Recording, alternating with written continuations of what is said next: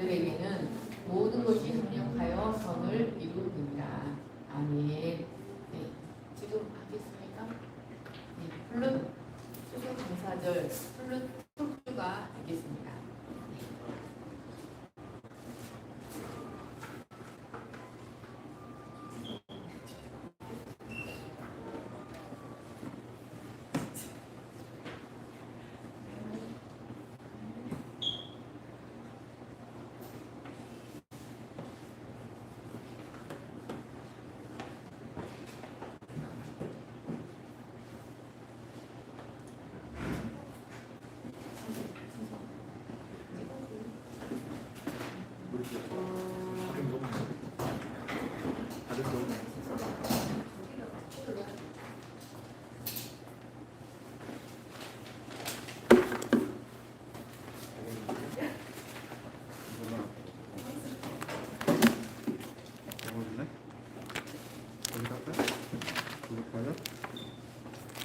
어떤 건데?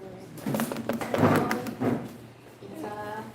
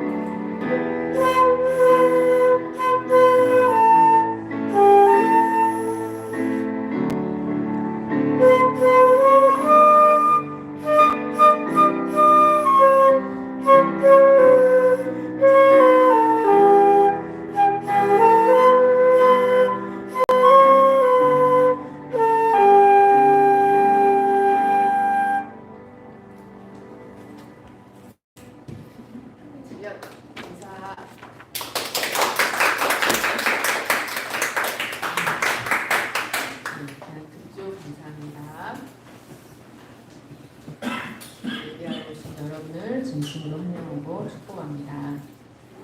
오늘 말씀의 제목은 섭리의 축복은 어떤 자에게 임하는가입니다.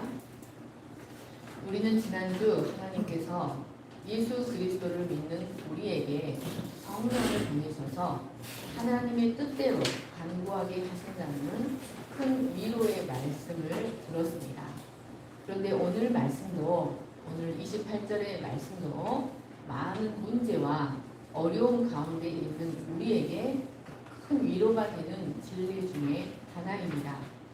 여기 우리가 알거니와 오이다멘이라는 말은 아무도 반박할 수 없을 만큼 우리가 너무도 명백하고 확실하게 알고 있다는 의미입니다.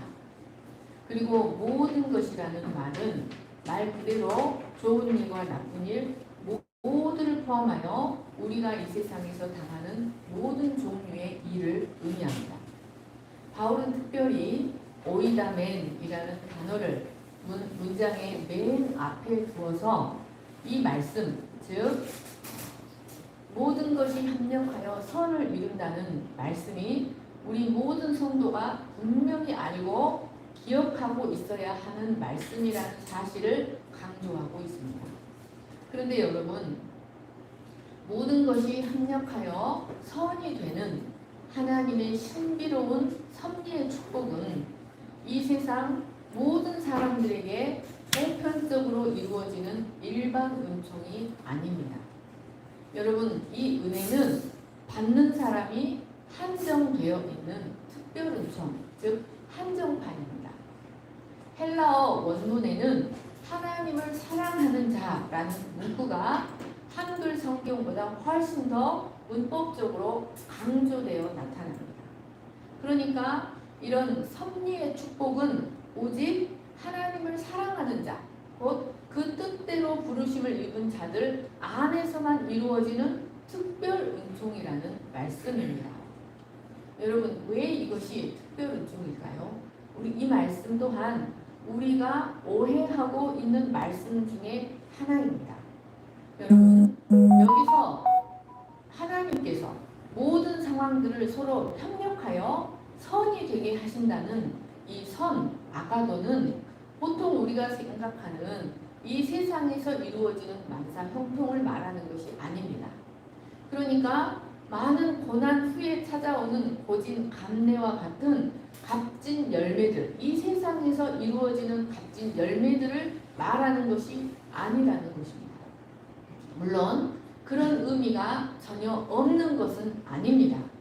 그러나 그것은 여기서 바울이 말하는 궁극적인 선, 하나님이 우리 안에서 이루기 원하시는 궁극적인 선은 아닙니다. 그러니까 그런 의미가 없는 것은 아니지만 그것의 본질은 아니라는 것입니다. 여러분, 하나님께서 우리에게 이루시기 원하시는 궁극적이며 최고의 선은 바로 우리가 영원하신 하나님 앞에서 얻게 되는 최종적인 구원의 완성인 영화를 의미합니다. 우리는 이 사실을 반드시 기억해야 합니다. 여러분, 우리 인간은 철저하게 인간적이고 세상적이며 자기중심적입니다. 그래서 하나님의 말씀도 철저히 인간적이며 세상적이고 자기중심적으로 해석을 합니다. 그러나 여러분, 이 세상은 어디까지나 영원 세계에 대한 그림자의 세계일 뿐입니다. 절대로 이 세상은 영원하지 않습니다. 그래서 하나님께서 우리에게 주시는 축복도 이 세상에서 주시는 축복들은 완전체나 실체가 아니라 어디까지나 영원 세계에서 주시는 축복에 대한 그림자입니다. 하나님이 우리에게 주시기 원하시는 궁극적인 축복들은 언제나 영원 세계에서 완전하게 이루어집니다. 그러므로 이 세상의 것들은 우리의 진정한 소망이 될 수 없습니다. 하나님은 모든 축복을 영원 세계에서 완성시키십니다. 이는 우리의 구원도 마찬가지입니다. 하나님은 이 땅의 모든 것들이 영원 세계에서 완성되어질 우리의 구원을 위해서 협력하게 하십니다. 그리고 절대적으로 무능한 우리들이 그 시간들을 기도로서 견디고 이겨낼 수 있도록 성령을 보내셔서 돕게 하십니다. 자, 누가복음 11장 9절로 13절 말씀을 보십시오. 내가 또 너희에게 이르노니 구하라 그러면 너희에게 주실 것이요 찾으라 그러면 찾아낼 것이요 문을 두드리라 그러면 너희에게 열릴 것이니 구하는 이마다 받을 것이요 찾는 이가 찾아낼 것이요 두드리는 이에게 열릴 것입니다. 너희 중에 아버지 된 자로서 누가 아들에게 생선을 달라 하는데 생선 대신에 뱀을 주며 알을 달라 하는데 전갈을 주겠느냐. 너희가 악할지라도 좋은 것을 자식에게 줄 줄 알거든. 하물며 너희 하늘 아버지께서 구하는 자에게 성령을 주시지 않겠느냐 하십니다. 여러분, 이 말씀도 사람들은 뒷부분은 딱 잘라버리고 앞부분만을 가지고 이 말씀을 통해 굉장히 은혜를 받습니다. 이 말씀이 자신들의 필요를 위해서 무엇이든 구하면 주신다는 말씀이라고 착각하는 것입니다. 그런데 우리는 언제나 성경을 그 문맥적인 흐름에서 읽어야 합니다. 여러분, 이 말씀에서 예수님께서 우리에게 진정으로 구하라고 하신 것, 진정으로 찾고 두드리라고 하신 것은 성령입니다. 예수님은 우리가 성령 구하는 것을 가장 기뻐하시고 그것을 구하는 자마다 반드시 주시겠다고 약속하시는 말씀이었습니다. 여러분, 성령은 예수님께서 치열한 전쟁을 통해 얻으신 최고의 전리품입니다. 성령은 자신의 아내 된 교회에게 주시는 최고의 현수입니다. 여러분, 물방울 다이아보다 더 귀한 최고의 헌수품, 예수님이 교회된 아내에게 주시기 가장 원하시는 헌수품이 바로 성령일 것입니다. 그러면 우리는 왜 무엇 때문에 그 무엇보다도 더욱 성령을 구해야만 하는 것일까요? 여러분, 그것은 바로 성령이 우리 안에서 하나님의 영원하신 뜻을 이루어 가도록 사역하기 때문입니다. 성령은 궁극적인 최고의 선, 하나님이 우리에게 주시기를 가장 원하는 최고의 선, 결국 구원의 완성, 영화가 이루어 가도록 사역하시는 주체이기 때문입니다. 여러분, 우리는 얼마나 우리의 구원조차도 자기중심적으로 생각하는지 보십시오. 우리는 우리의 구원조차도 하나님께서 우리를 불쌍히 여기심으로 그리스도를 보내셔서 우리를 구원하셨다는 식으로 철저히 자기중심적으로 해석을 합니다. 그러나 여러분, 사실 우리의 구원은 가장 먼저 우리를 위해서 이루어지는 것이 아닙니다.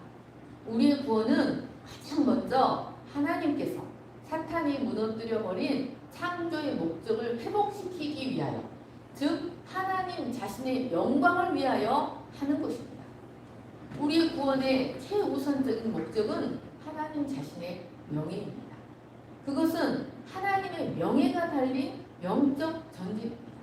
그래서 그것은 결코 실패될 수가 없습니다.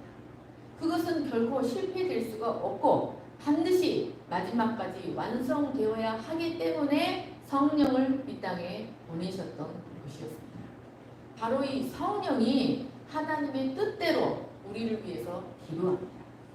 바로 이 성령이 우리 안에서 하나님의 이름이 거룩히 여김을 받게 하게 하시고 그의 나라와 그의 의가 이루어져 가게 하시고 뜻이 하늘에서 이루어진 것 같이 땅에서도 이루어지도록 철저히 성부 하나님의 뜻을 따라 사역하십니다.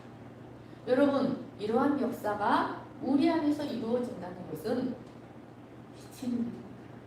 정말 황홀하고 영광스러운 일입니다.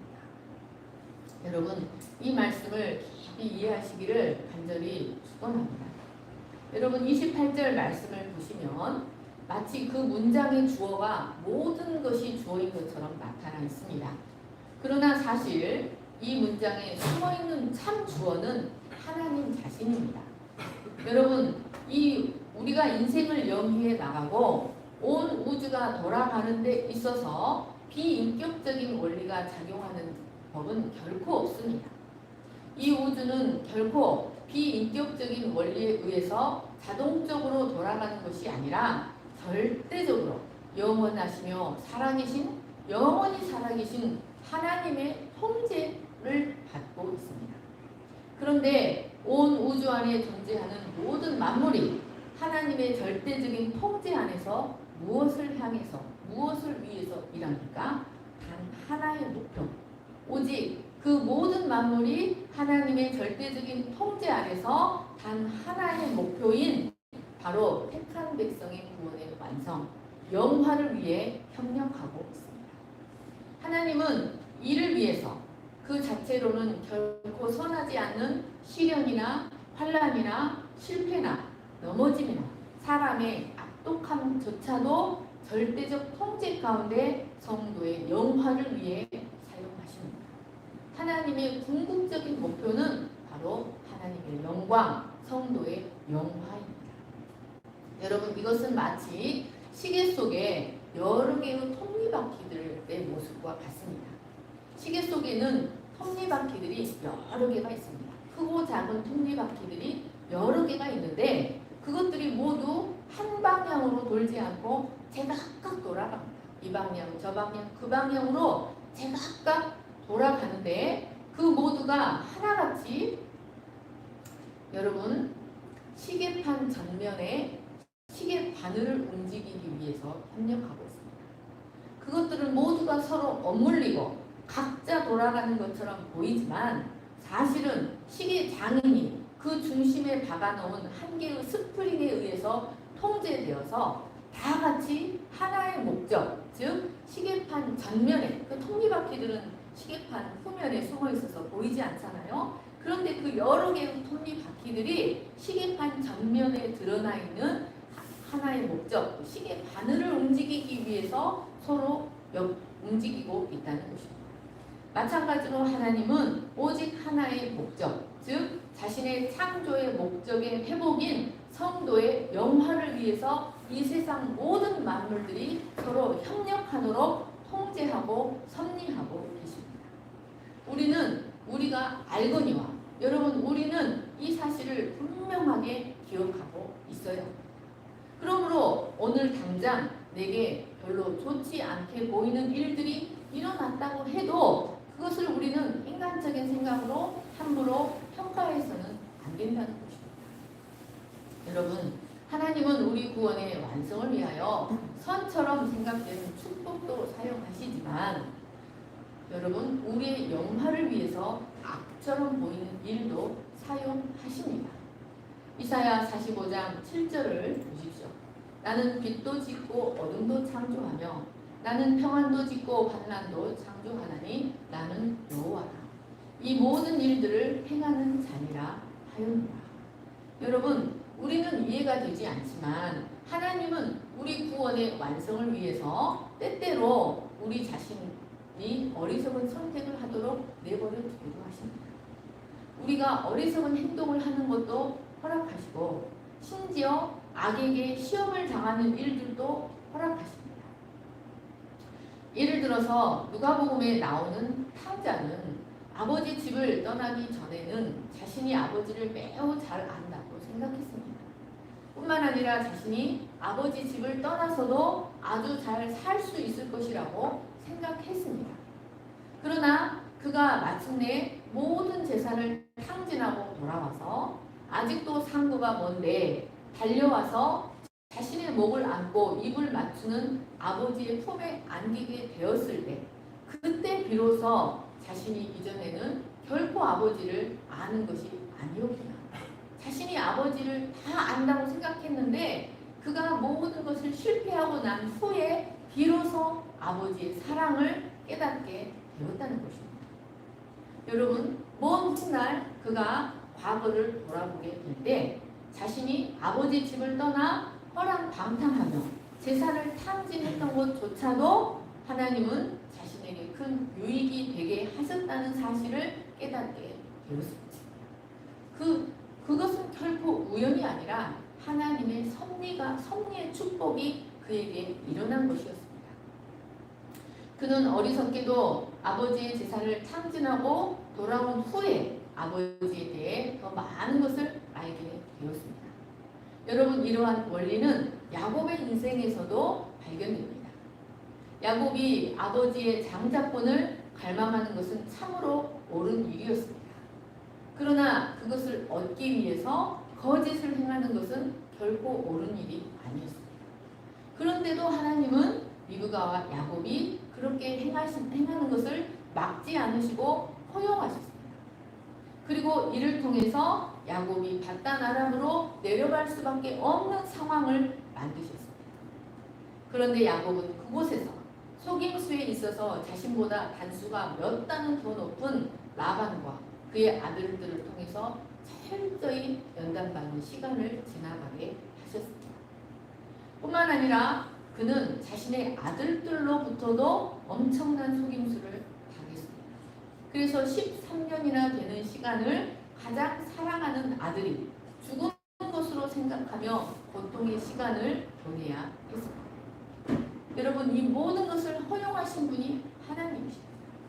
그리고 이를 통하여, 이 모든 사건들을 통하여 결국 그를 마침내 선민 이스라엘의 조상이 되게 하셨습니다. 여러분, 심지어 하나님은 다윗의 경우에는 간음과 살인의 죄까지도 허용하시고 그것조차도 합력하여 선이 되게 하셨습니다. 여러분, 그러나 그렇다고 해서 성경이 택한 백성들의 죄를 합리화하는 것은 결코 아닙니다. 다윗은 그로 인해서 엄청난 죄가를 감당해야 했습니다. 야곱도 엄청난 죄가를 감당해야 했습니다.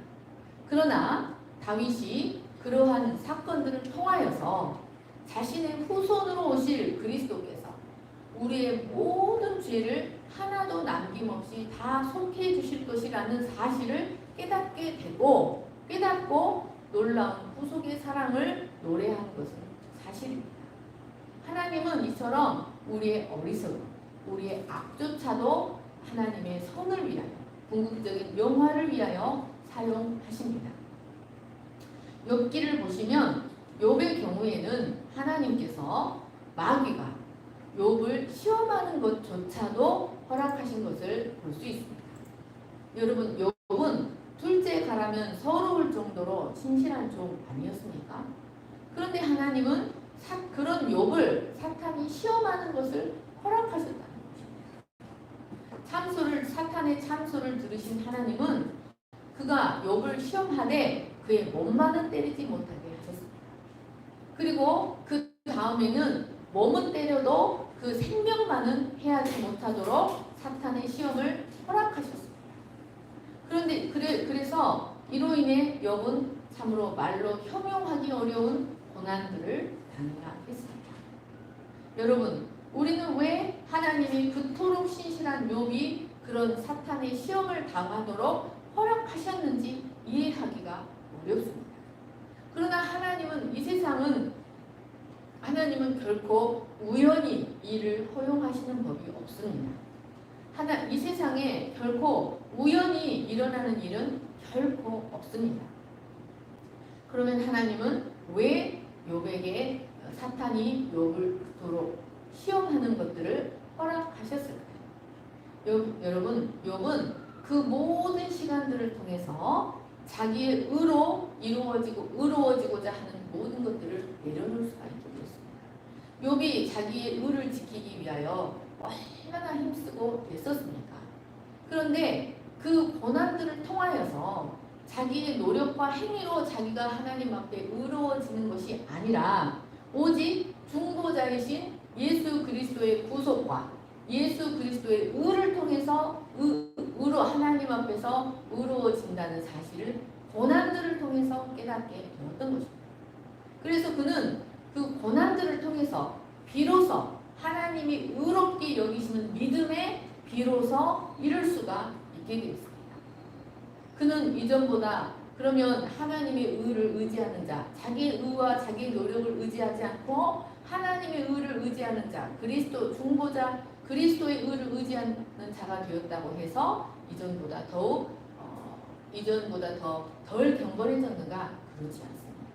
그는 이전보다 자기의 의와 자기 노력으로 의로워지고자 하던 때보다 더욱 경건하여졌고 외적으로도 이전보다 갑절의 축복을 받았습니다.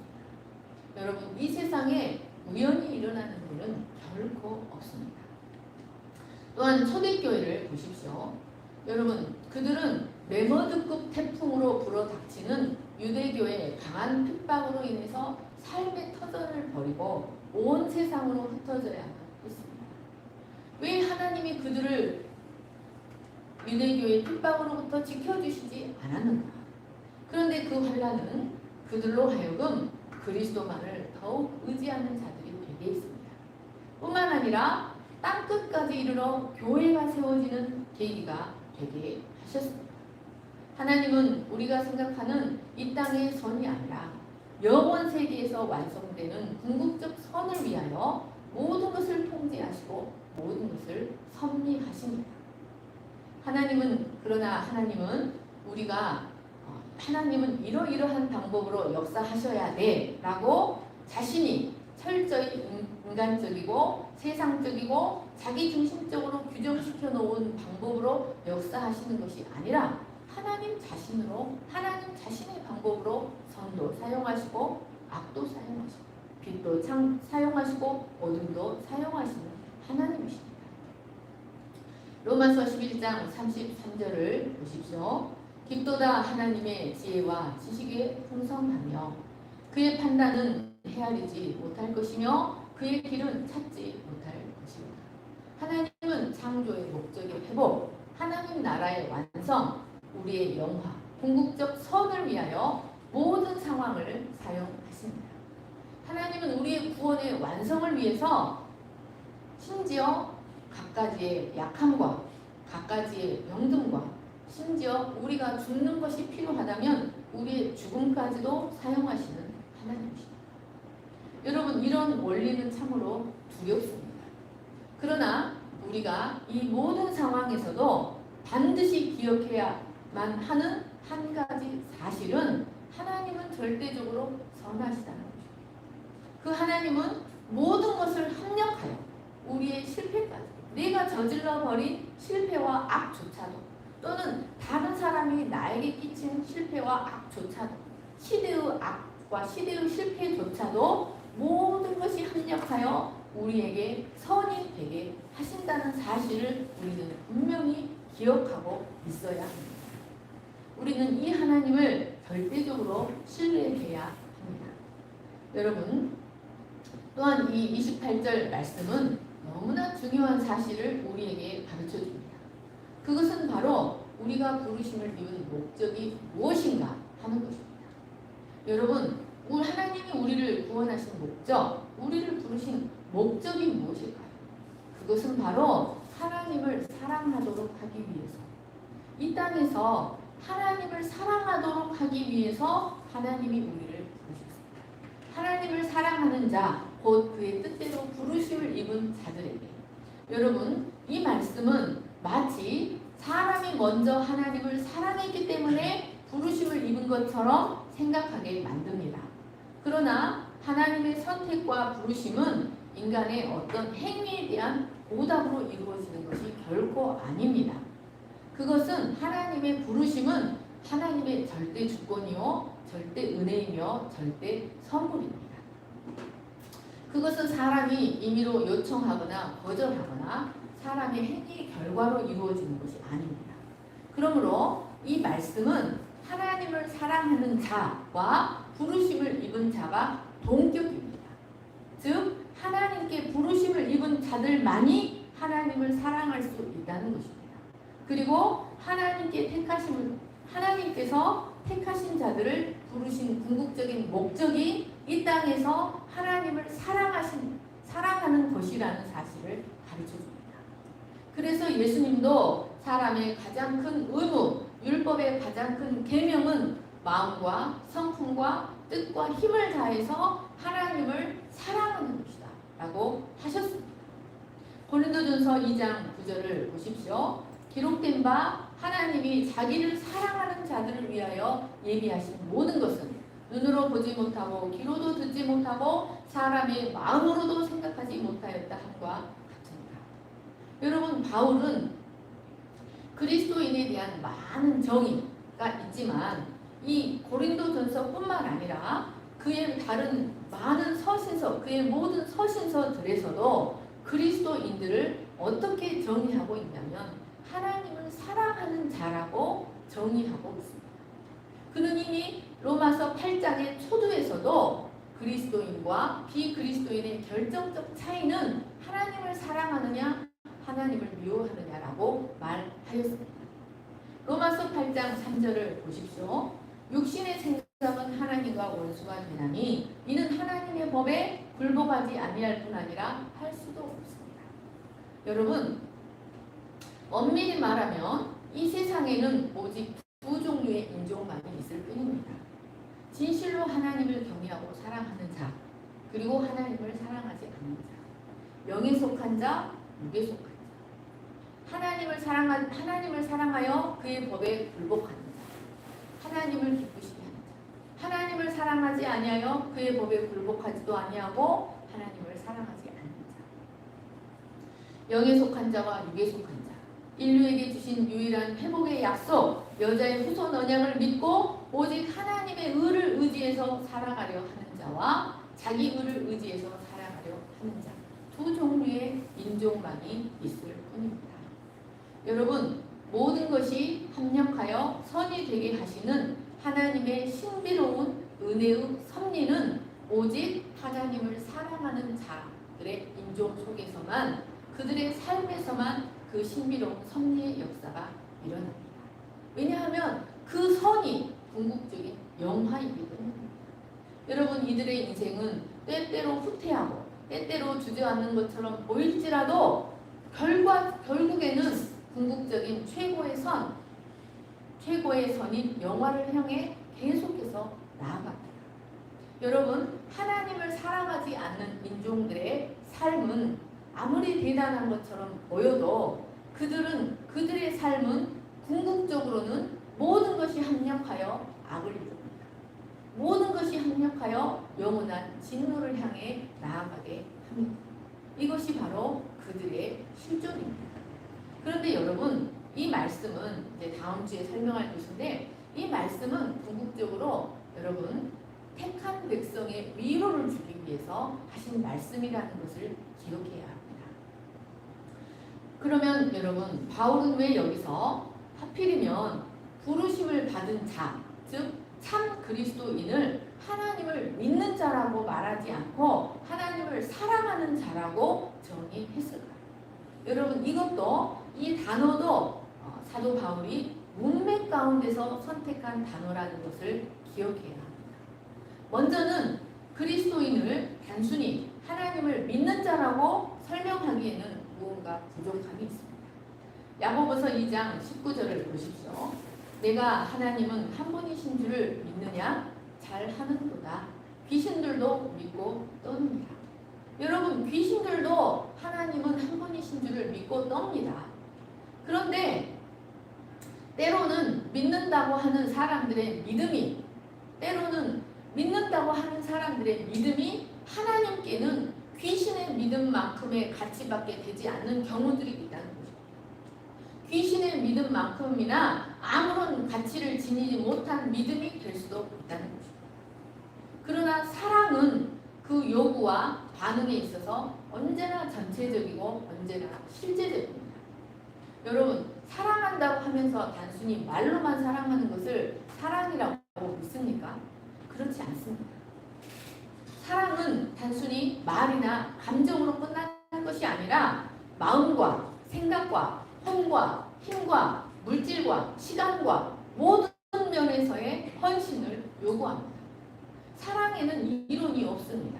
사랑에는 논리가 없습니다. 여러분, 사람을 사랑하는 것도 전체적이고 실제적인 것을 요구합니다. 마찬가지로 우리가 하나님을 사랑하는 것에 있어서도 전인격적인 차원에서 하나님을 향해 헌신하는 것을 의미합니다. 하나님께서 우리를 선택하시고 부르신 궁극적인 목적은 바로 전인격적 삶의 모든 영역에서 하나님의 주권을 인정하고 하나님을 사랑하는 것입니다. 그것이 우리를 부르신 궁극적인 목적입니다. 또한 바울이 굳이 여기서 성도를 표현함에 있어서 하나님을 믿는 이라는 말 대신 하나님을 사랑하는 이라는 단어를 굳이 선택한 이유는 문맥적인 의미에서 바로 지금 바울이 성도의 삶에 다가오는 시련과 환난의 문제를 다루고 있기 때문입니다. 여러분, 성령이 성도 안에서 함께 임재하시고 도우신다는 사실과 말할 수 없는 탄식으로 간구하도록 성령이 우리를 도우신다는 사실과 모든 것이 합력하여 선이 되게 하신다는 말씀은 여러분, 그 어느 때보다도 우리가 환난 가운데 있을 때 가장 위로가 됩니다. 그런데 우리가 마찬가지로 우리가 하나님을 진정으로 사랑하는지 사랑하지 않는지를 판가름할 수 있는 가장 훌륭한 시금석 중에 하나도 바로 시련과 환난이라는 것입니다. 사람들은 누구나 위로와 축복과 평안의 때는 하나님을 사랑하고 말씀을 즐거워합니다. 그러나 그 복음 때문에, 신앙 때문에 희생을 해야 한다거나 견디기 어려운 시련이 다가오면 많은 사람들이 견디지 못하고 하나님께 등을 돌려버립니다. 욥기 1장 9절 10절을 보십시오. 사탄이 여호와께 대답하여 이르되 욥이 어찌 까닭 없이 하나님을 경외하리이까? 주께서 그와 그의 집과 그의 모든 소유물을 울타리로 두르심 때문이 아니니까. 주께서 그의 손으로 하는 바를 복되게 하사 그의 소유물이 땅에 넘치게 하셨음이니이다. 이제 주의 손을 펴서 그의 모든 소유물을 치소서.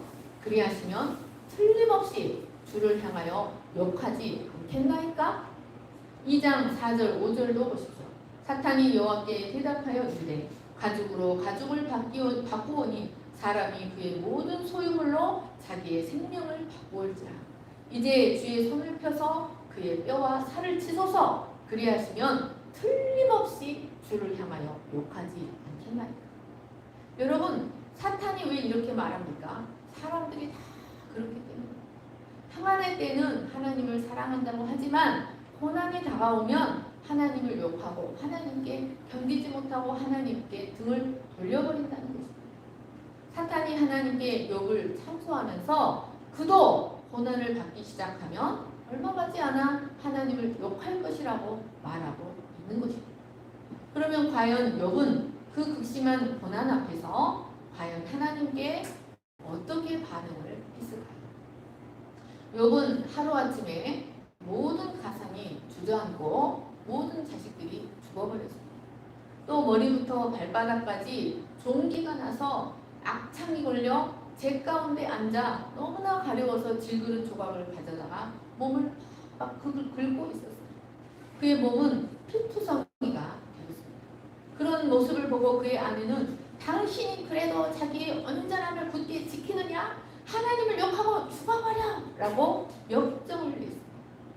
그러나 욥은 욥기 1장 20절 21절을 보십시오. 욥이 일어나 겉옷을 찢고 머리털을 밀고 땅에 엎드려 예배하고 이르되 내가 모태에서 알몸으로 나왔사온즉 또한 알몸이 그리로 돌아가올지라. 주신 이도 여호와시요 거두신 이도 여호와시니 여호와의 이름이 찬송을 받으실지니라 하고 모든 일에 범죄하지 아니하고 하나님을 향하여 원망하지 않았습니다. 또한 욥기 2장 10절 13장 15절 말씀도 보십시오. 우리가 하나님께 복을 받았은즉 화도 받지 아니하겠느냐. 그가 나를 죽이실지라도 나는 그를 요리할 것이니라 라고 고백하였습니다. 참으로 환난과 시련과 고난은 하나님께 대한 우리의 사랑을 확증할 수 있는 가장 좋은 시금석입니다. 여러분, 바울은 지금 18절부터 앞에서부터 고난의 성도가 왜 고난을 당하는가? 그럼에도 불구하고 우리의 구원은 흔들리지 않는다라는 고난과 그 문맥적인 고난과 시련을 다루고 있는 문맥이라는 것입니다. 그런 문맥적인 차원에서 모든 것이 합력하여 선이 되는 하나님의 섭리의 축복은 바로 하나님을 사랑하는 자들에게 이루어진다고 말하고 있는 것입니다. 여러분, 하나님께서 우리를 부르신 궁극적인 목적은 이 땅에서 하나님을 사랑하도록 하기 위해서 마음과 성품과 뜻과 힘을 다해서 하나님을 사랑하도록 하기 위해서 우리를 부르셨습니다. 요한일서 4장 19절을 보십시오. 우리가 사랑함은 그가 먼저 우리를 사랑하셨습니다. 여러분, 그런데 우리 하나님께 대한 우리의 사랑은 어디까지나 그가 먼저 우리를 불러주셨고 그가 먼저 우리를 사랑하셨기 때문에 가능한 것입니다. 어떤 인간도 먼저 하나님께 사랑받지 않고 먼저 하나님께 부름받지 않고 하나님을 사랑할 수 있는 사람은 한 사람도 없습니다. 여러분, 그러므로 내가 하나님을 사랑한다, 내가 하나님을 신뢰한다, 내가 하나님을 의지하고 있다, 전적으로 의지하고 있다는 사실을 내 삶에서 발견하게 된다면 여러분 그것이야말로 내가 절대적으로 하나님의 사랑을 입었다는 증거라는 것을 기억하시기를 축원합니다. 만일 우리가 하나님을 사랑한다면 우리에게 일어나는 모든 일들은 절대적으로 하나님의 선하신 통제 가운데 일어나고 있습니다. 그리고 그 모든 것들은 우리에게 이 땅에서의 선뿐만 아니라 영원한 세계에서의 궁극적인 선, 하나님이 우리에게 궁극적으로 이루시기를 원하시는 최고의 선, 바로 생명의 면류관, 영광의 면류관, 의의 면류관, 영화에 이르게 할 것이라는 사실을 확신하시기를 간절히 축원합니다. 제가 기도하겠습니다. 사랑과 은혜가 풍성하신 하나님 아버지, 우리는 철저하게 인간적이고 세상적이고 자기중심적이어서 하나님의 말씀을 얼마나 이 땅의 것으로 해석하고 인간적으로 자기중심적으로 해석합니까? 그러나 하나님은 우리에게 이 땅에 축복도 주시지만 결국 영원 세계에서의 영원한 축복을 주기를 원하십니다. 그리고 영원 세계를 바라보며 살아가기를 원하십니다. 요셉은 최고의 강대국 애굽에서 최고의 권력을 누리며 살았지만 그는 반드시 가나안으로 돌아갈 것이다 라는 가나안을 소망하며 살았습니다. 우리는 이 땅을 누리며 이 땅에서 살아가지만 결국 하나님 나라로 돌아갈 것을 소망하며 살아야 한다는 것을 우리에게 가르쳐 줍니다. 하나님 아버지, 우리에게 성령을 보내십니다. 우리의 구원이 완성되게 하시고 우리의 궁극적인 성령을 보내셔서 우리를 도우시는 이유는 바로 우리에게 그 궁극적인 선, 최고의 영화가 이루어지도록 하기 위함인 것을 감사합니다. 하나님 아버지, 이스라엘 백성들은, 레위인들은 이스라엘에서 기업을 받지 못했지만 이스라엘의 운명은 레위인들에게 있었습니다. 마찬가지로 우리의 기업은 이 땅이 아니라 영원한 하나님 나라입니다. 그러나 이 땅의 운명은 바로 이 땅에 기업이 없지만 하나님 자신이 우리의 기업인 우리에게 이 땅에 운명이 달려있다는 사실을 깨닫고 이 땅에서 하나님을 사랑함으로 창조의 원리를 우리를 통하여 나타내게 하시기를 간절히 기도합니다. 감사하며 거룩하신 예수님의 이름으로 기도합니다. 아멘. 아바 아버지, 모두 일어나셔서 찬양하시겠습니다.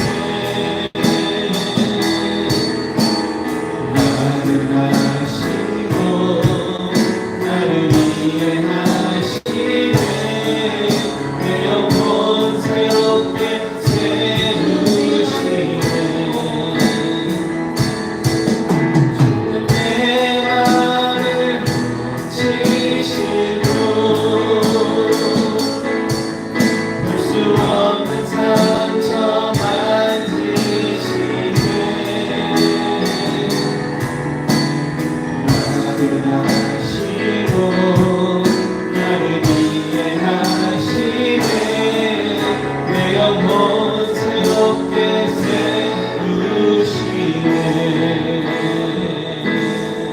하나님 아버지, 하나님께서 자기를 사랑하는 자들을 위하여 예비하신 것은 눈으로도 볼 수 없고 마음으로도 생각할 수 없고 귀로도 들을 수 없는 것이라고 하였습니다.